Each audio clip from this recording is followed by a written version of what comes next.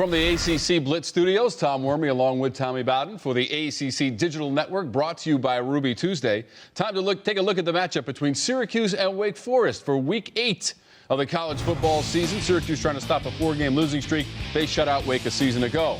Deacs get on the board first. John Walford to Cam Serenay, 7-0 Wake Forest.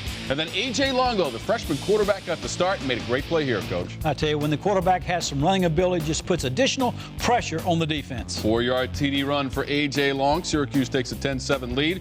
John Walford is intercepted on this play. Robert Welsh, big old number 94, will take it and rumble all the way to the end zone. 17-7. Dyshawn Davis had the hit on Walford, who did not return to the game, came back in the second half in streak lows and had to watch Syracuse continue to pour it on. Here's another turnover, a great bounce, and Micah Robinson is going 51 yards for the score. Just like you practice it, bounce the ball off the turf into the hands of a big pachyderm, a defensive lineman. Touchdown, Syracuse. Now, did the play intentionally happen is the question. It doesn't matter because Micah Robinson got a great bounce and took it the distance, 30-7. Syracuse wins it over Wake Forest, breaks its 4-game losing streak. AJ Long, the freshman, 22 of 32, 171, and the rushing TD, Coach. I tell you, great job by the young freshman quarterback, making things happen with his feet, and 22 for 32. Very impressive for a young guy. Syracuse wins it over Wake Forest in Week 8, 30-7.